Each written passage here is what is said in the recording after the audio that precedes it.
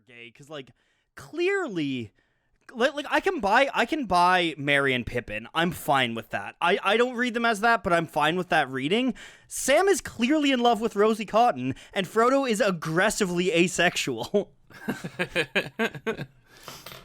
I don't know. I think you fucked that ring, dude. What's the girth of it? I guess the ring expands, so I guess it doesn't matter what the girth of a hobbit penis is. Oh, hey, gals, guys, and otherwise, this is Jonathan O. Roseland. And I'm Noah, also known as Polyphonic, and you're listening to Horns and Wings, the podcast where we nail the intro on the first take every time. Yes, we do. Hey, Noah, what's up? Hey, I am determined to fuck this up. Yeah, man. yeah. No, now we gotta do it again. Theme song.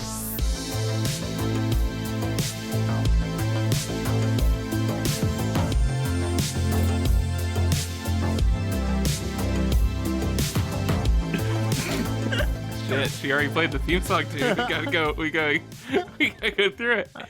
Hey, Noah. You have more energy than you've had in months right now. Dude, it's a lot. Fucking Hobbit dick re-energized me to such an extent I can't even explain. The joy that girthy Hobbit dicks bring. Legitimate. No, just remembering how the ring shrunk from his finger after it got cut off and out. It makes the perfect cock ring. Oh my god. Hey. Is that really the intro? Now we should really. Yeah. Yeah, no, it is. And we should really cut it out at the beginning now. Hey, Noah.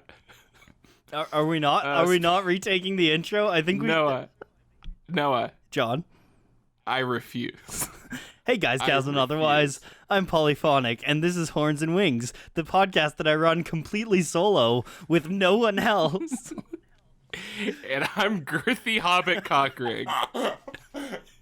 Welcome to issue 34. And let's talk about this cover. We're professionals. This is. I'm gonna put this on my resume.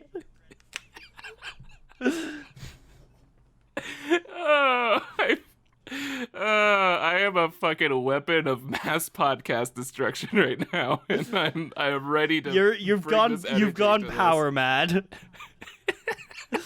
I never should have given you so much power. One ring to roll them all. Hey, Noah. Yes. What are we looking at on this cover? We are looking at one of the most just straight up stunningly beautiful Saga covers there is. It's a sunset over a vast calm waterscape.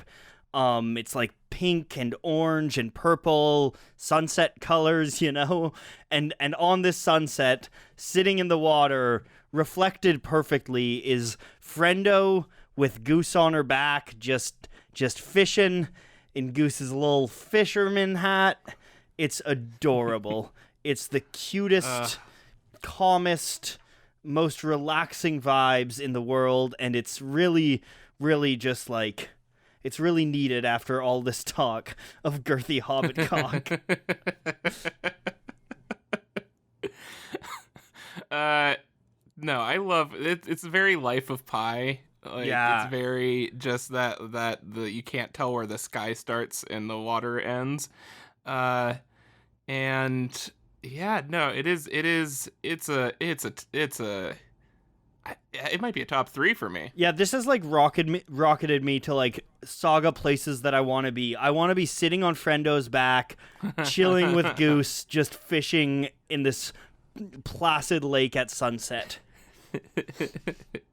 I love it. And this is also very I never even made this connection because this is one of my favorite color palettes, the sort of purple and pastel pink. And you might notice in my short comic specs, which people can find, I think, pinned to the top of my Twitter. It is pretty much these exact colors, and that was inspired by Steven Universe, but I'll lie and say it was inspired by this to give me more Saga clout. I mean, I think we already have Saga clout. We have the definitive Saga podcast on all of the internet. For now, until I start up my second one. Until you start out Wings and Horns. Yeah. I can't even. I'm so distracted by Hobbit cockring right now. I'm really gonna have to summon all the meditation skills I've gained over the pandemic to really just zero in on this one. You'd best summon fast, because you're summarizing this first scene. Oh yeah, I am. And it's a good thing too that I have it written down, and I definitely didn't forget to write out a summary. Oh, that's funny. It starts with a typo. Classic John. So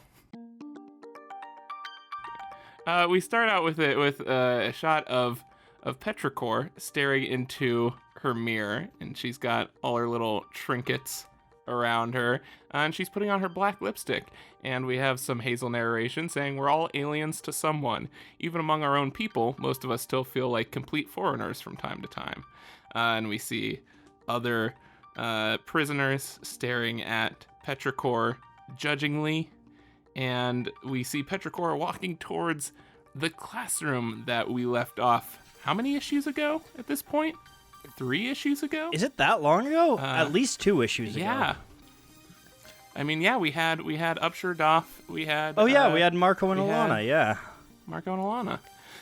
So yeah, we were walking back to that classroom with Petrichor, and Hazel's narration says that, the word alien gets a bad rap, but over the years the word has come to mean something very different to me. And then we see a very surprised Petrichor spotting Hazel, still with her wings out, and the unconscious and bleeding teacher. And the word alien to Hazel means future friend material. Hazel tries to wake up. Oh, Miss Noreen. I feel like we've heard that before.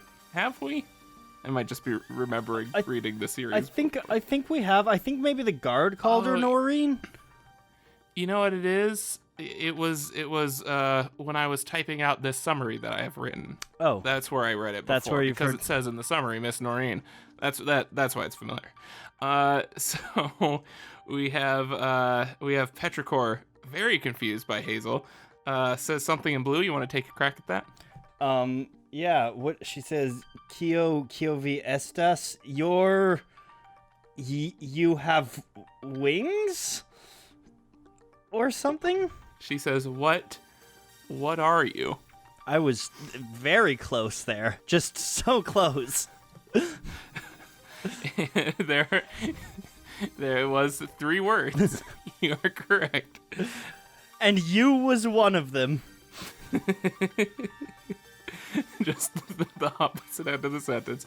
And Hazel says, "It's a long story. Could you please help me, please?" And Petrichor says, "Cover yourself up," in her broken language. And how this come to be in reference to Miss Noreen. Yeah, it had to have been that last issue or something of the last arc. And Hazel brings her up to speed on the situation, and Petrichor stomps on the table that Noreen hit her head against, and said that they're gonna lie and say that she was leaning on the table and it broke, and asks if she wants Hazel to... Wait, hold on. I don't know why I wrote struggling this so there? confusingly. Yeah. I don't know why I wrote this. You weren't even distracted by a girthy hobbit cock when you were writing it. That's where it was throwing me off with the pronouns, because I was trying to figure out what pronoun cock is.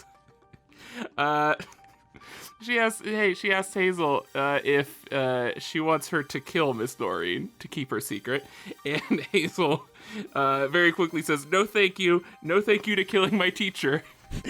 I love that. We're already starting to get included to what makes Hazel so great. I'm very excited about it. And what makes Petrichor so great.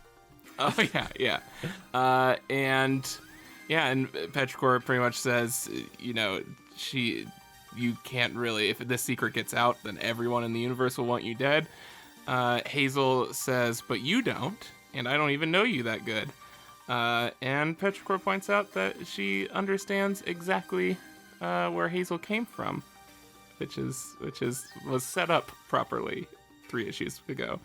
And then Petrichor says that Hazel's father must have been a soldier for the Wings, and he forced himself upon Hazel's mother, and that crime made you very sick. But that not mean you sick, yes?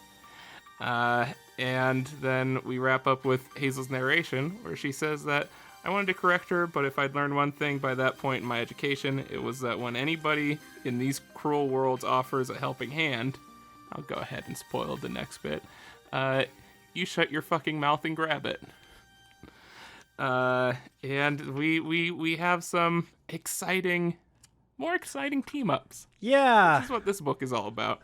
A couple things about this scene. I mean, the good first, it's really, really cool. The color palette in that first scene, it matches the cover very, very well. Yeah. With all these kind of purples and then the orange and peach of the skin. And also Petrichor's locker with all the like Wiccan shit is fucking amazing. She's got like a pentagram, or I guess a septagram. There's 7 points on that, I just realized. Yeah. And like voodoo dolls and feathers and shit. Like she's clearly very Wicca-ish. Which is really cool. I love that the voodoo dolls have purple on them as if they're other prisoners. Yeah. And I also like that the feathers sort of have a new meaning, because we don't know if that's some kind of spell related thing or like a scalp type thing. Yeah. But then I have some issues with this as well. I really, really don't like, and I really don't think it's necessary for Hazel to say Mr. Petrichor, I mean Miss. That one rubs me the wrong way. It almost, and I feel like that again, it's like, I understand where it's like, oh, we got to remind you that Petrichor is trans, so you know why Petrichor helps Hazel. I don't think anyone forgot. Yeah. I think you did it well enough the first time. Yeah. The giant full frontal really, really got that across the first time. Yeah. It also just doesn't really like ring authentic to me that Hazel would make that mistake. You know, it doesn't feel like they're in a woman's prison. They're surrounded by women. Like Hazel has interacted with Petrichor before as a woman. It seems very weird that Hazel would call her Mister. Yeah. Well, it's a man, cis man, writing a trans character in, what year did this come out? 2016? 16? Yeah. Before the world went to shit. Yeah, I get the feeling we'll see plenty of slip ups. Yeah. But also I think it's not ideal, but it's also a lot better than a lot of other trans representation, and I'd still venture that it's better than no trans representation. Mm-hmm. But what is unforgivable, though, is that the sort of scar, or what do you call that? Because this has become an aesthetic thing, where there's sort of like a stripe in your eyebrow. Oh, yeah. A strip like a bald strip in your eyebrow. Changes eyebrows consistently throughout the scene for Petrichor. Huh. And so, this book is canceled. I also really like Petrichor's horns. I like the way that like one of them curves down and the other curves up. Yeah. It's she's fucking cool. Yeah. I love the black lipstick too. Yeah. That's badass as hell. I also think as a character she's very compelling because she clearly has empathy with Hazel, But then by the same measure, she like really fucking hates the wings. Like she's like violently militant in her hatred, in her racism against the wings, which is, I think, compelling. And I'm going to be interested to see where she goes as a character, starting as just kind of like peak kind of indoctrinated racial hate. Yeah. Although we sort of got that with Clara already, so I'm interested to see if they can mix it up a bit. Here's a question. Might even be question of the week. What's in that green water bottle in that first panel? The brown substance in a green water bottle. Coca-Cola. And that's settled. So, next scene. Go ahead, Noah. All right, this summary is long because there's a lot of dialogue in this scene. See, I spend so much time editing down my summaries, and you just... Whatever. Go for it, Noah. Fucking unprofessional. Go for it. So, we get an establishing planet shot of a beach planet that looks like that one spiral islet thing in Breath of the Wild. You know the one I'm talking about. And Alana and Marco are walking on an empty beach with the rocket ship tree in the background, calling out to Robot and Goose, though I actually wrote Robot and Thus, so, you know. That's a transition. What's the rest of the sentence? Marco wonders if they left, but Alana points out that they were dropped in the middle of nowhere with no transportation and no money, and also she recognizes Frendo's poop. Just then, Prince Robot appears on a rock, talking all medieval and pointing a bow in threat to Marco and Alana. They ignore the threat and run up to get caught up with Goose and Frendo. Robot asks why they're here, and they say they want his help saving Hazel. He laughs it off, but Goose says that he would be dead if it weren't for Marco. Robot counters with the fact that Marco would have OD'd on Fadeaway if it weren't for him, and Marco tells Alana that they'll talk about that later. Robot says he's not going to help, but Goose points out that the whole medieval knight aesthetic thing, there's nothing more noble than rescuing a fair maiden. Squire lights up at this, and just a reminder, Squire is Robot's son, in case you forgot that, and his screen shows like a crayon drawing of a princess, which is adorable, but Robot still won't break.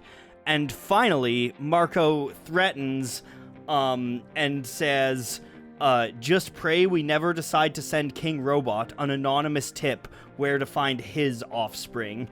And Robot's face goes to a mushroom cloud explosion, and we get some THN that goes, I found that cultures often clash for the same reasons people do. And you can finish that on when we get to the next scene. We'll leave a little cliffhanger. You know what I like that I just realized is that I think, I don't know if this is the first one. Is Squire the first robot that we've seen that has just a totally round head? No, his mom does. Because it gives a very... Does she have a straight up round head? I think so. I thought it was more Prince Robot shaped. But I could be wrong, but I thought her head was round. I could be wrong. And that's when we Google and go ahead and cut this out. Well, I Google. Princess but keep this Robot. song in because it's really good. And it's good. And I'm Googling it. And it's good. No, you are right. It is square. It's sort of it's sort of elongated. Yeah. It's similar on the back, but on the front it's squarish. And also, to be fair, we kind of saw Prince Robot's vision of what his child would look like in that one dream sequence in the cottage by the sea. We also saw the child when it was born. Oh yeah, but I was saying is if this was the first character that we've seen with a round face. Yeah, no, we saw Squire when he was. Yeah, it's the same character, so it would still be the first character. Oh yeah, I just thought you meant just generally like right now that he's grown up. Okay, I get it. I get it.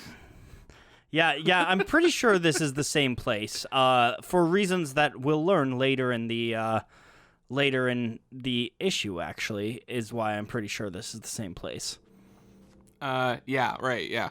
But yeah, I just wanted to point out, because I especially love, I think, nothing portrays just this, almost the exact age of Squire than that top right panel on the third page of this scene, with Squire looking up at Prince Robot and just has the big round head and the sort of baggy clothes. Yeah. It's a really good character design, and it's impressive that she can sort of add these characteristics to characters without them having faces or normal heads or anything like that. I think it's really interesting. Fiona Staples does a really cool job with both Squire and with Hazel, does a really good job of aging them through the time jumps. I really like that. Yes. What else? I love I think it is so, we gotta just touch really quick on how fucking cool this planet is, where it's just one big spiral continent that wraps around the whole planet. I also just like really love Prince Robot's, like, he's really leaned in on the like medieval aesthetic. Like when he first threatens Alana, he says, "Not another step, you wench Fink," which is really great. I'm gonna start calling you a wench Fink. Oh, my parents do. This scene really made me miss Prince Robot as a character, and especially the when Alana says, "You're going to help us get her out," and he goes, "Ha," and then starts laughing, and just sort of the timing of that, that I immediately get in my head, and it totally works in my head. Is very, very, very good. We also, have we seen this before? His crack, he's got more cracks on his screen now. Oh yeah, no, that was from when they crash landed on the ice planet. I think that's really like, it's a neat way of showing kind of age and weather on a character that you can't really change their face. Mm-hmm. Also makes me fear for how fragile they are. Like, that would be scary to have a fucking glass screen as a face. I mean, they seem pretty durable, given that he needed to get, like, fucking stabbed and then crash land in a spaceship to give the cracks. Like, that's not everyday wear and tear. That's a fucking Tuesday for that me, voids dude. the warranty. Also, to point out a very Noah thing to point out, Hazel's hair streak matches the deeper tone on Marco's new shirt. He's got a new shirt that's sort of salmon-y. And there's always, and then her jacket matches his horns. You mean Alana? Nice little... You said Hazel. Oh, right. Yeah. Well, I was vastly confused for a minute, but I like this Marco t-shirt. I really like this Marco. Yeah. And this is the original Alana jacket again, isn't it? I believe so. Yeah, this is like cape. This is like cover of issue 1. Yeah, I actually didn't notice that. Yeah. Yeah. She's recycling her wardrobe. Yeah. So I love Squire so far. I love the crayon illustrations as his screen is fantastic. That's such a nice little detail. Again, it just works. Just pure Saga working. It's good. All right. It's a good book. Next scene. Let me scroll down here in my... No, I'm not going to let you scroll really down. Quick. I scrolled past it. Sorry, scroll back up. Here we go. We open on, it's nighttime at the penitentiary. We have a cool little establishing shot from underneath the penitentiary with a winged soldier flying past the moon. And what was it we left off with? I've found that cultures often clash for the same reasons that people do. And it continues, it's not because we're so different from each other. It's because we're all so goddamn alike. Fucking real. Yeah. We are in the infirmary with another bear nurse. A bear nurse was, resuscitated the will, right? Do we think bear nurses are, like, Is does the bear species just lend itself to nurse? Are they like a nurse planet? Yes. Just like the alligator butlers? Who would win in a fight, an alligator butler or a bear nurse? That's going to be my question of the week. Well, I won't spoil it because there is a correct answer. So we are in the infirmary, and we see someone. Is that a? Yeah, that is a lady. We see someone with a broken horn. We see the bear nurse, and we see Miss Noreen lying on her front, elevated on a hospital bed, and a guard is helping Hazel sneak into her room. And god damn it, I fell for it once again. That guard turns out to be Isabel, saying, hurry, there aren't supposed to be kids back here.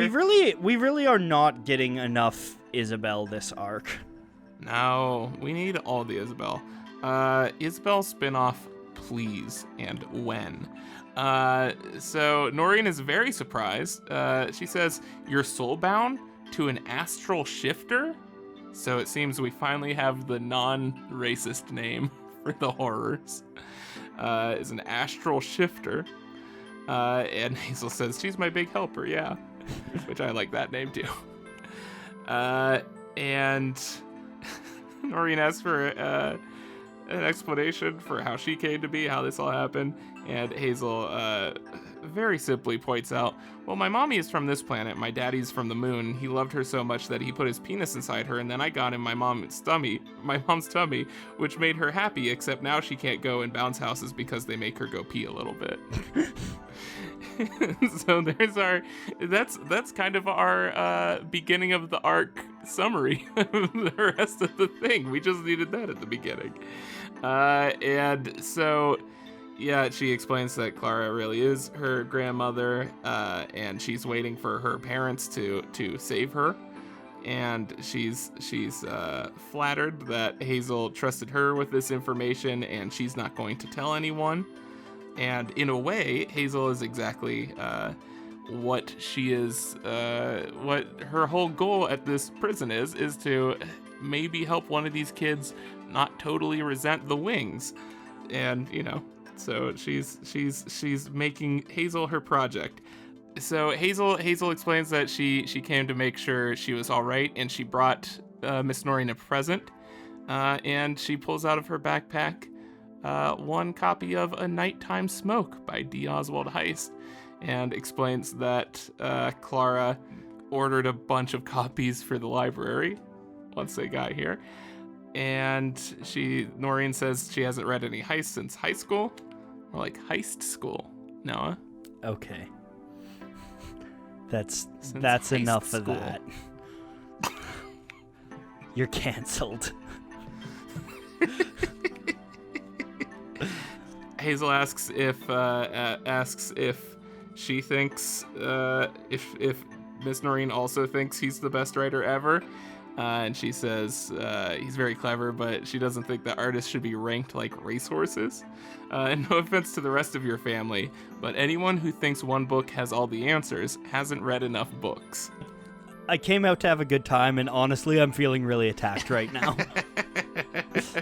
And she does look directly at us Yeah. when she says this.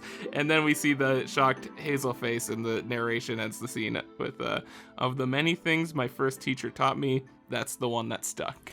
Yeah, this is some real meta commentary by BKV. I feel like especially I don't think writers should be ranked like racehorses, because that's very much something that happens in the comics community.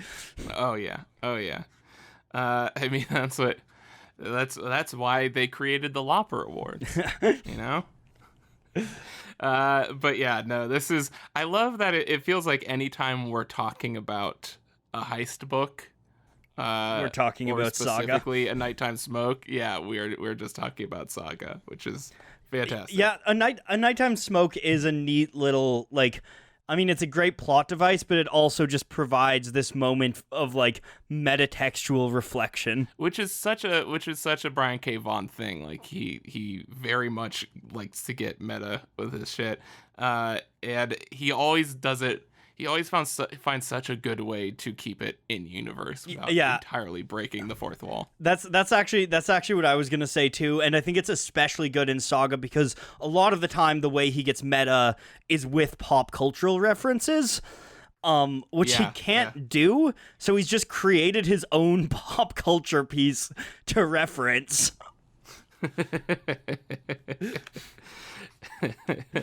This is I really like Noreen. This is fantastic. I think this is a healthy way to go about being meta as well, because I think generally like meta humor is a little overdone right now. And I think I think there's some real nuance to the meta commentary here, because it also like, I mean, she is literally looking at the camera and saying, read more books. But at the same time, I don't know, it doesn't feel quite as, like, hackneyed and forced as some, like, I don't know, I feel like there's, like, a lot of, like, roll your eyes meta stuff in, like, the MCU or something like that. Right, yeah. Well, yeah, I think that, I mean, this totally reminds me of one of those things that, like, would be turned into a poster at a library. Yeah. It says just read. Yeah. In really big text at the bottom.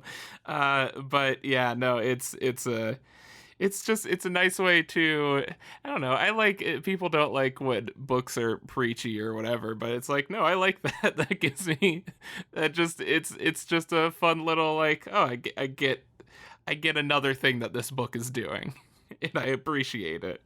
But yeah, it's not buried in the deep background illustrations of the children's Odendron book that we have to. It's like, yeah, no, I appreciate just that nice little piece of wisdom there. There's a couple other cool little details. I like the, like, horned prisoner holding his horn that's been cut off and looking very despondent. Yeah. And I love, I mean, I'm a sucker for any of these, but I love mid-transformation Isabel, where, like, the winged soldier suits have this purple scaled circle in the middle of all of them. Yeah. And mid-transition, it's, like, assuming the shape of the heart of her t-shirt. That's so cool. I didn't notice that. Yeah. I think her mid-transformation Isabel is always really fun and really cool. It's cool that we have astral shifter. Yeah. Which is a cool term for what Isabel is. Yeah. I dig it. Yeah, I want to be an astral shifter when I grow up, unless it means I need to die violently, in which case I really don't want that. Don't worry. Don't worry, you're going to. Okay, good to know. Good to know. It is 2020. It is 2020. We're not making it out of this shit alive. Anything else on this one? I don't think so. All right. I'm glad we deciphered the hidden message there of reading more books. Yeah, reading glad more that one books didn't is slip good. Past us. Yeah, this is the high quality academic study that you come to Horns and Wings for. Also, you know, I am going to say, just to touch on how good of a sentiment that is, like, fucking thank you, because there really is, it's becoming more and more of a popular sentiment that every book needs to be all things to all people. Yeah. And I'd say that is applied to Saga more than most things. And yeah, so, like, that's, please, dear listener, do keep that one in mind. A book isn't supposed to be all things to all people, and it's supposed to be one cool perspective that you don't normally get. And so, yeah, I appreciate him just spelling that one out, because I think more people need to understand that.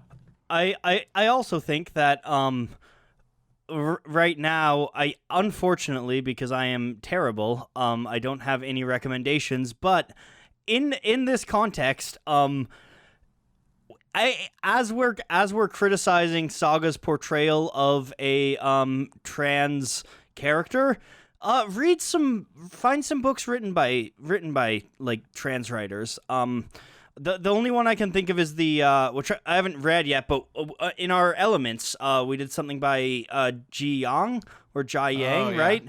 Yeah. Yes. I believe they're non-binary. So good. But yeah, I think I think that's something to keep in mind, and that's something that I'm gonna definitely make an effort to do. Now that I'm facing this, I'm just thinking of this now. I'm gonna make an active effort, and I'll come back to you guys later with some suggestions, because I think if we're gonna be criticizing the trans portrayal here, we should also be celebrating actual trans writers writing healthy trans portrayals. That sounds like something that will be good to bring up again once we get to our Between the Arcs episode. Yes, absolutely. I am going to try to have read at least one book by a trans author by the time we get to that. That's what I've decided right now. And these are the sacrifices that is keeping the world going. And you're a brave soul.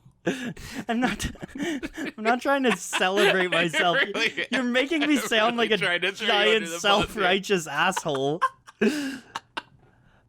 No, I'm saying that's very brave of you. And I don't think anyone could possibly ask any more of you. What's this next scene, Noah?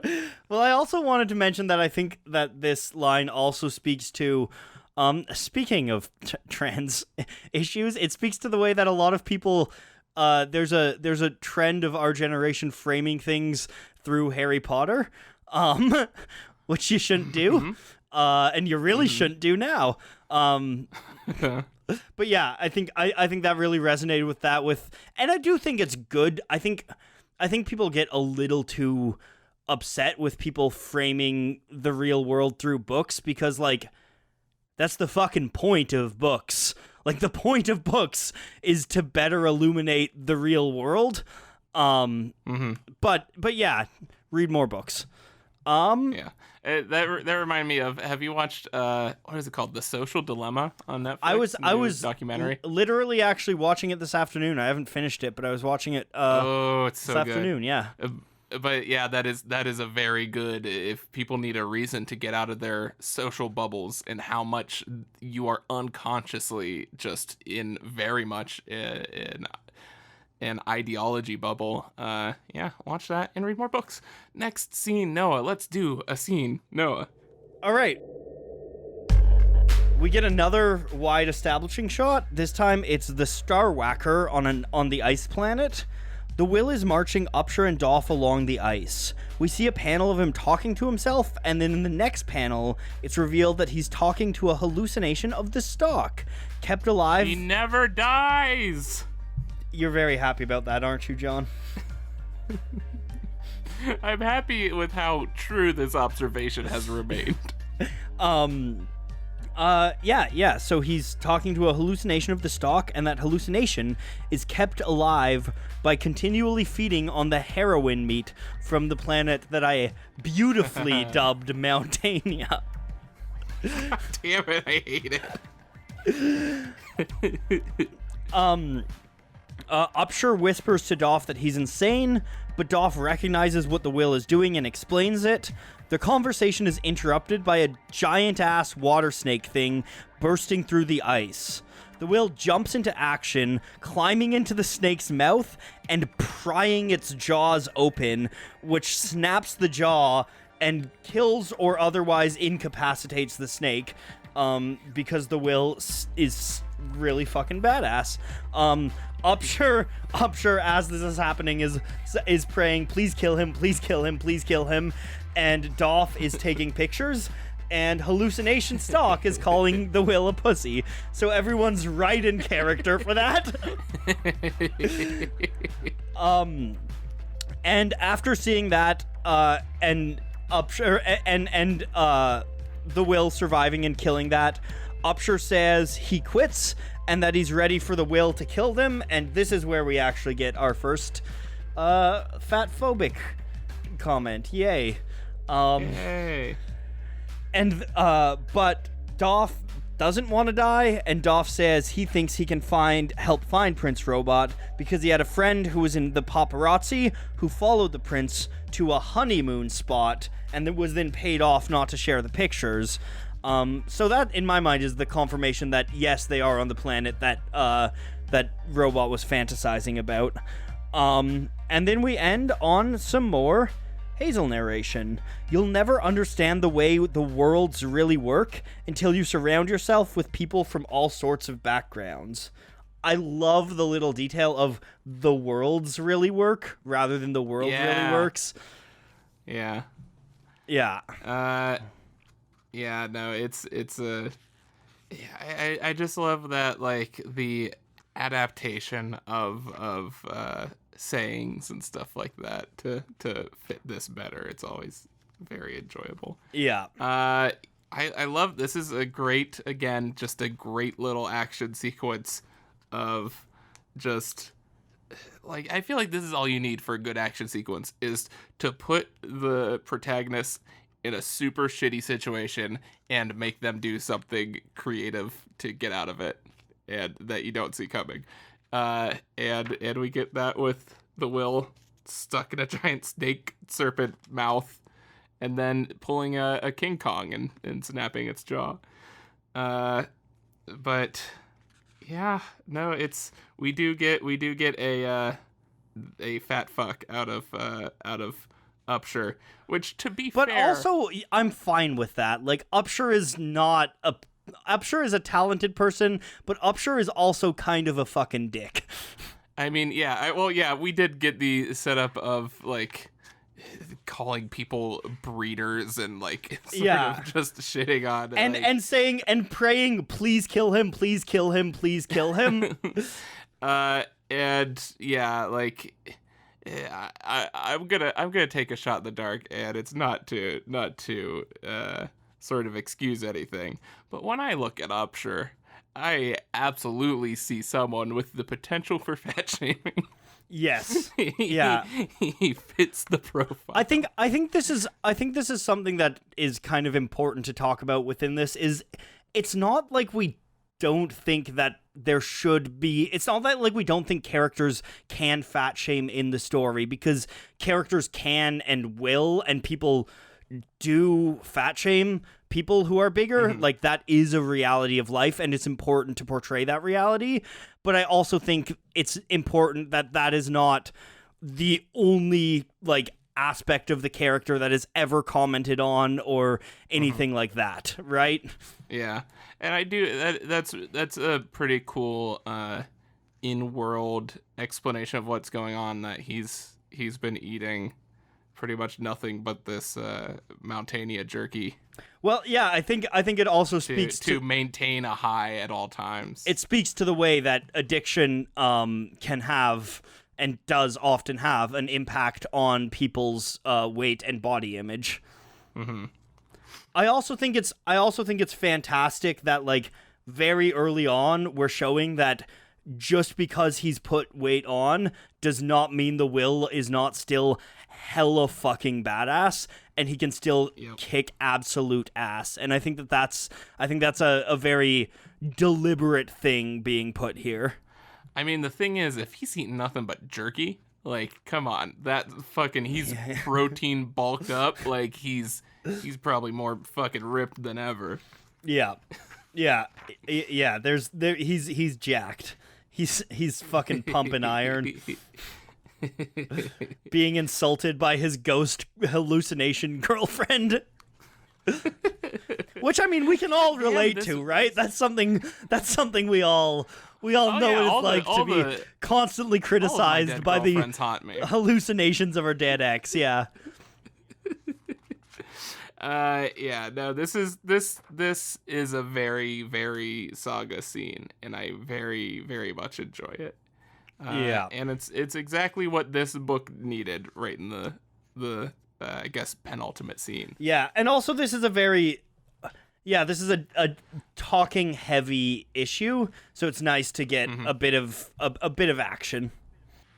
Yeah, again, he does not lose sight of just, like, we do get a very consistent pacing. There's not really an action scene in the first issue, which was interesting. But I think it's all about, like, what's satisfying to the reader. Because the first issue, we pretty much just want answers. Like, that's what would be satisfying to us, seeing the time jump and everything. Like, we just sincerely want exposition.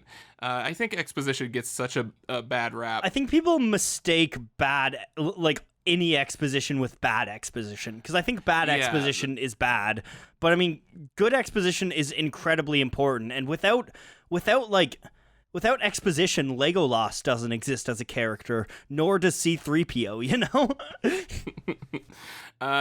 No, it's like, it's one of those things where I think the important thing is just giving us exposition that we actually want as the audience, is actually making us intrigued in that first, and then giving us the answers. And I think, I mean, that is to bring up the turf garbage Harry Potter, which, you know, there could be a whole debate about whether or not you can enjoy those books, but I have in the past sincerely enjoyed the experience of watching and reading Harry Potter. And I think that what really strikes, I had such a bad timing, because I just started rereading all the Harry Potters, and like bought just all new copies because I didn't have them anymore, literally like right before J.K. Rowling just went full shit show. And it really bummed me out. But I will say that one thing that Harry Potter does really well is that first book is virtually nothing except exposition. Like the whole Diagon Alley thing and all of Hogwarts, and just constantly telling you how everything works and functions, and you just eat it up. You love it because it's such an interesting, cool world where you just want to be in it more. And yeah, I think that you know, it takes a very good writer to recognize, like, and that's actually, how many times have you seen Inception, is my question to you. Not in a while, but I used to be a Christopher Nolan bro, so I definitely used to watch it pretty regularly. So I think I watched it, I mean, for the first time in a long time, the other day, and I realized, like, how much, like, I love what the film does, and I love what it pulls off, but the amount of exposition that it needs to do that is absolutely worthless to anyone watching it a second time is, like, staggering. Where it's just every single scene is them needing to explain what is going on like, there's no other way to do it. But like every scene is them trying to make the audience keep up with the film. And so, like, it's this weird thing where it's just like, on any rewatch of that, it is just, honestly, it feels like 50% of that film, if not more, is just them explaining to you the things you already know. And so like I said, it is such a tricky thing to do, to pull off. But I think that, you know, obviously Saga does a great job of it, because when you reread the first issue in this arc, it is still just packed with great character moments and funny dialogue and shit that just feels like it even if it is exposition, it's just it's a fun time. Yeah. And so all that to say, yeah, like, I think that BKV knows, like, okay, I can do nothing but exposition for this first issue because that's what people want. And then I can do just a big adventure thing in this second issue with Marco and Alana, because the fucking ending of the last arc was a bummer and that's what people need. And then obviously the Upshur and Doff thing was just like, that's always a treat. And we get the whole, like, just catching up with what happened and piecing everything together and bringing everyone a little bit closer to colliding. And yeah, with this issue, I think we're getting a little closer to that classic Saga structure of the first 2 or 3 books of just, here's the action set piece that we're going to toss in the middle here to keep you going, to keep you engaged. I think it speaks a lot to the medium of comics and how that differs from a novel. Because, like, if this was a novel in this moment, I don't think you would really need an action set piece. And I don't think I don't think this is that necessary for the story, other than, I guess, what it does narratively is reestablish that the Will is badass, but I already assumed that. Like, I don't think I needed reminding of that. But in a comic, It gives a bit of tension, a bit of pacing in this issue. It gives you something cool to look at. Like, that's a fucking sick splash page when it hops out. It's a really awesome panel when he's like snapping its neck. Yeah, I think it again is just, it's BKV knowing his medium and knowing that, okay, this is a little story in the middle of a 6-issue story in the middle of a ongoing 108 issue story, right? Like it's a little it's a bit in a bit of a bit of a bit of a bit of a bit. And I will say, I do think that I would argue most people, though, would need reminding that Will's a badass, because I think that a good amount of people see in a larger Will and assume, like, oh, he's, just been lazy, or he's, like, off his game or whatever. Like, I think that too often someone of his size is equated with inactivity. Yeah, that's actually very true. And so it feels good to have him just be a super badass. And so I'd say it's more of a net gain than anything. And then we have our final scene. Oof. And I apologies in advance. I get a little flowery with my language on this. Oh my God, Noah. John. Ah, shit. What? I just accidentally delete. I can't even recover my fucking my summary. It's gone. Shit. Noah, should we put this off? Should we? I'm just gonna here. I'm gonna be the professional. I'm gonna be. I feel like you're doing a bit, but I really don't get the bit. No, the thing is, I spent so long writing all these summaries that I remembered to write at the beginning of before we recorded, and then now you I just deleted them accidentally. Shit, I just deleted this last one. I read the other ones; they were great, and we all know that. But this one, I just deleted, and it was I worked so hard on it. I really put my last 90% into that one. Okay. Yeah. But I see what's going on. I'm sure it'll turn out good. Yeah. I'm sure it'll turn out good. I'm just gonna wing it. Yeah, I see what's going on here. Shit, now I should have just only written this one. Wait, but John, before you you hop into it, just picture the one ring expanding to fit over a hobbit cock. A girthy hobbit cock. It's not expanding, though. It's being expanded and then just slimming down to the perfect size. Once mounted. Once adorned. That it getting real snug. You ever think about how the one ring is like a sentient thing and its name is Precious? It's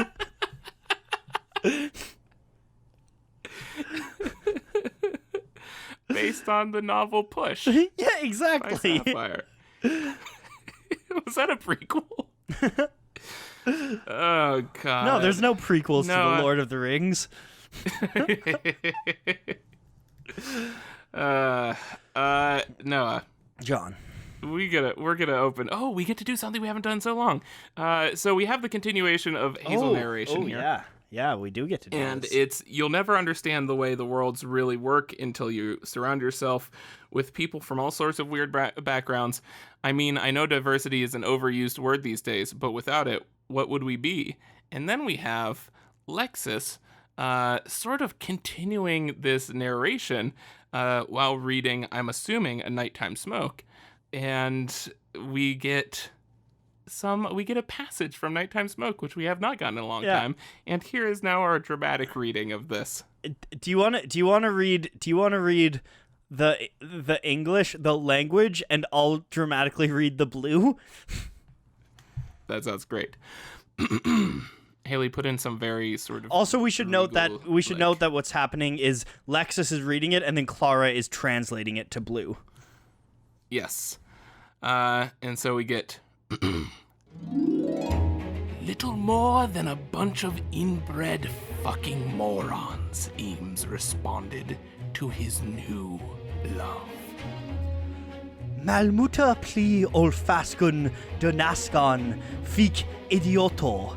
Eames respondi alia amo. Ha ha ha ha ha ha ha ha ha ha. responds everyone else in the room. I have a guess at what that... I have a guess at what this blue means. Can I guess at this blue? I don't think you're gonna get it, dude. I think it means little more than a bunch of fucking inbred. Oh god damn it! I messed it up. You idiot! You don't know what it means. So we see that Lexus and Clara are reading to a room of both people with horns and people without horns, and there's a snake lady there too. Yeah. And we have Petrichor and Hazel discovering this scene. Petrichor says in blue, what do you think?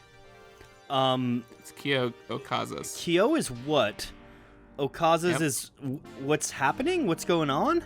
That is correct. Nice. You should have stopped at the first one.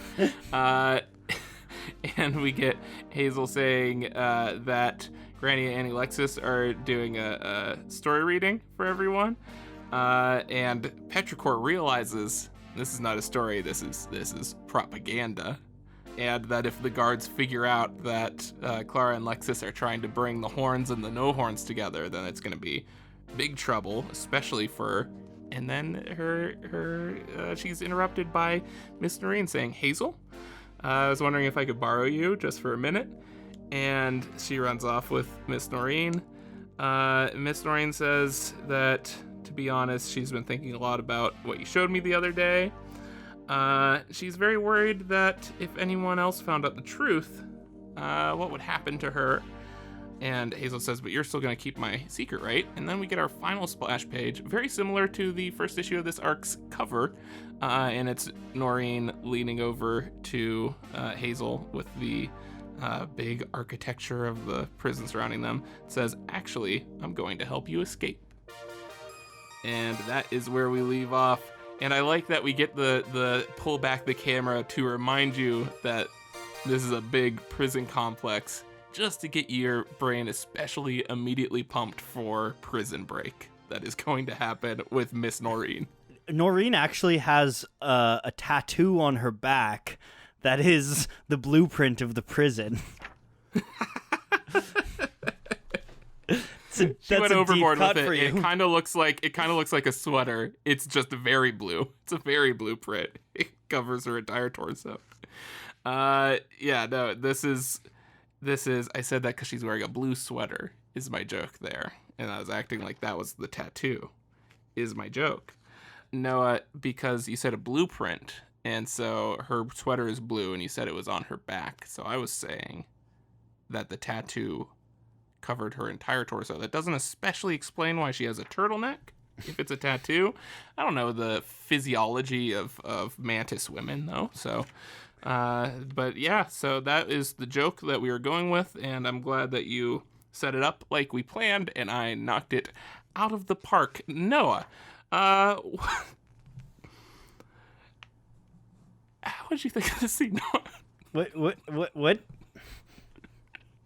Sorry, I went on a little fart radio hour there. Yeah, you disappeared for a minute there. You lost me. You disappeared in the realm of hobbit cock rings. It's me rambling as much as possible with words, trying to push that out of my mind. So yeah, no, I'm again just the one thing we need to hear to get as jazzed as possible for that next issue. And yeah, no, I like that. I think that's really interesting that Petrichor immediately, like with one line essentially, understands the subtext of A Nighttime Smoke. Yeah. Which is I think very much. I think there's this it's a trope I despise in both literature, in fiction, and in real life, where people think that if someone is not fluent in the language they speak, it's a level of intelligence thing, even though it's like you can't speak a fucking word of their language. Whenever I try to speak, whenever I try to speak French or Mandarin, which are the other languages that I kind of speak, I speak like a dumb fucking child. which isn't helping as opposed to English. Child, I was gonna say as opposed to English, where I speak like a dumb fucking child. You can barely get by on English.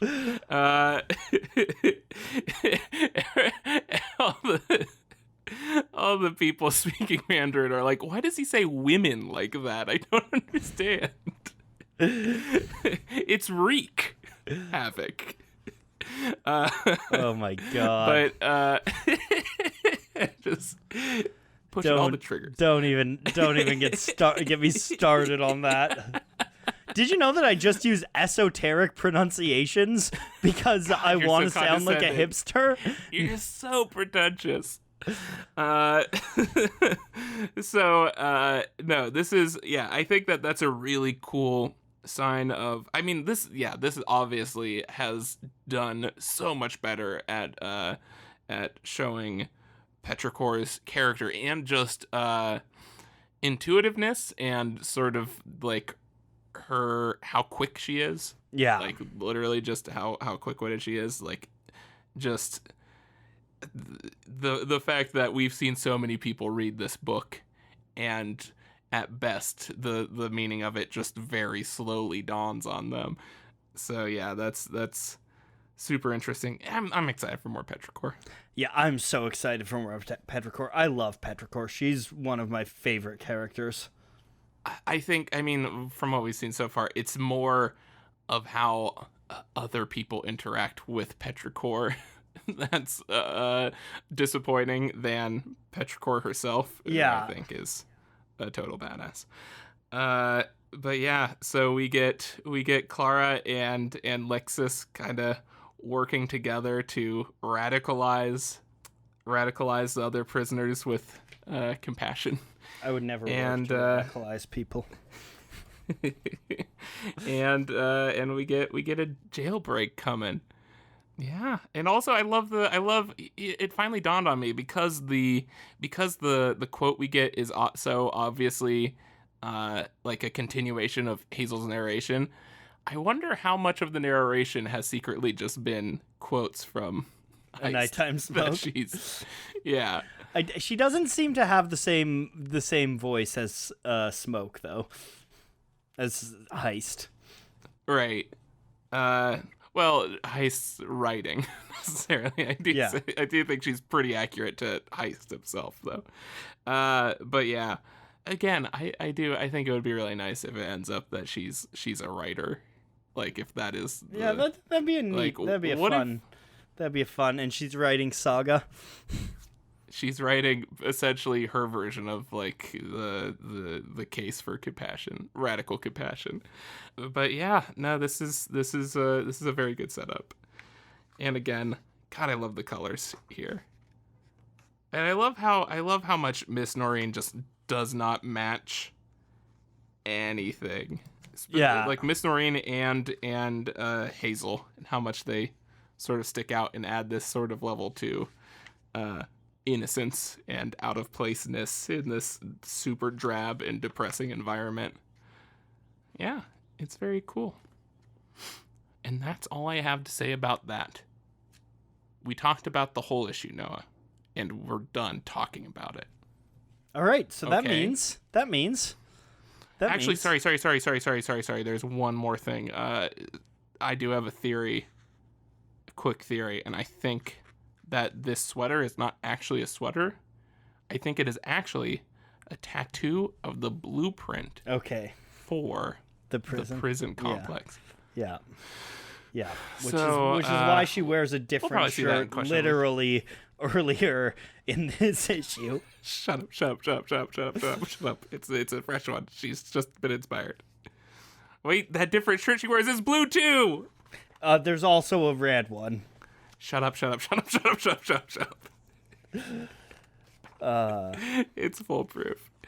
No. It's the dumbest fucking thing, and I wish we never got into it. Noah, what's your favorite moment in this? I think, am I allowed to say the cover is my favorite moment? You know, I'll allow it. Because this once. Yeah. Yeah. Yeah, no, it's fucking gorgeous. Hey, go check out the thumbnail for the YouTube version of this episode to see how pretty this fucking cover is. Or go check out gorge. the cover. But where is our revenue, Noah, from them checking out the cover? Yeah, we get so much revenue off of this. Zero revenue. We're rolling in it. I am gonna say, which actually shout out to us really quick, because I have noticed the YouTube ads have gotten so fucking obnoxious lately. Have you noticed this? That everything is just 2 ads and they're like always like unskippable 10-second ads. Yes. I hate it. Yes, the and they're fucking always worst. So shout out to Curiosity us. Stream, and everyone should know if you're gonna go to Curiosity Stream, no! don't do it with an ad. Go We're to not allowed to Curiosity. make money. We're not allowed to make any money from this, Noah. My favorite moment is Will's King Konging the snake mouth. It's fucking rad. Yeah, that's pretty sick. Song. Shit. So, Song. there's a lot of talk about books here. So I'm going to say Paperback Writer by the Beatles. Which I've got a whole rant about Paperback Writer that I'll get into someday, but not today. I'm going to say no, it's a good song for this one. And please, better than yours. Oh, fucking Jailbreak. This is another fucking AC/DC. I really don't like AC/DC that much, but we have a lot of AC. Oh, a different. No. Jail. Who's that did The Boys Are Back in Town? Oh, Thin Lizzy. Yeah, didn't they do a Jailbreak? They did a Jailbreak song. Yeah, they did. You are correct. Yeah, Thin Lizzy. Man, how do we go this long without a Thin Lizzy song on this playlist? I'm glad I really rectified this situation. Honestly, when the will was back, I should have done The Boys Are Back in Town. We could have done that fucking when like Fritz Robot and Marco showed up. Yep. So many good ones. Upshur and Doff. We'll hold on to that one. Yeah. We're failures. Oh, I knew that. That's nothing new. I'd say certainly this episode, that's the first time we've really failed. And it's the first real disappointment of this podcast series. Noah, there's a song called the Questions Theme, and this is how it goes.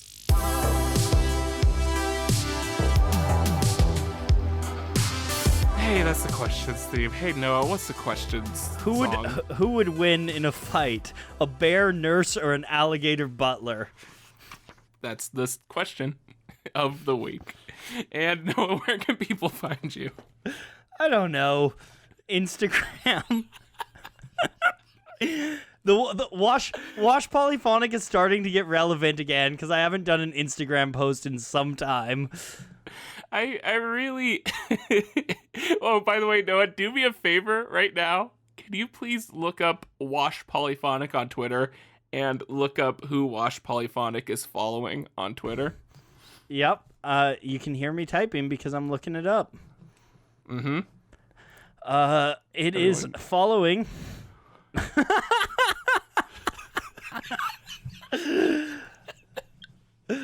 Okay.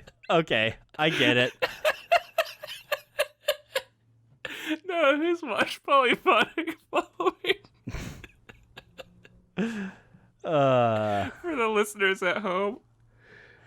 I'm following Wash Polyphonic is following Middle 8. It's Middle 8 and me. Yes. My two biggest rivals. I forgot I planted that seed a while ago. I'm gonna say people can find me at Wash Polyphonic on Twitter. It's where it's at. A big thank you. Wash Polyphonic has had a couple. You're up to what? Like 8 tweets now? They have all been fucking stone cold classics, though. That's what you get consistency from. It is the Make Stuff YouTube channel of Twitter. I do want to shout out Ben Spencer's meme about the Fard Radio Hour. This is brilliant, but I like this. It's just a picture of fart and his balls. Yeah, go for all the good retweets and all the good original content. Go check out @WashPolyphonic. And can I just point out, I came into this episode with such an energy, and this is why I don't come into episodes with any sort of energy, because it lasts approximately 15 minutes until I am fucking spent, and then it's just me. It's me, like, fucking, I get a nice running start down the hill, and it's just me toppling face forward over and over again for fucking 50 minutes. You gotta start eating some heroin and bulking up so you have energy. Next week. Oh, let's do a heroin episode. Where we just get some heroin and do an episode? Yeah. All right, well, there's your reason to tune in next week. And a big thank you to Fiona Staples and Brian K. Vaughan and Photographics and Image Comics for making, I'd say, one of the top 1 best comics of all time. John, read more books. And as always, read more books. Bye! Am I shitting? No! What a desperate am I shitting? I had to know, okay? I had to know.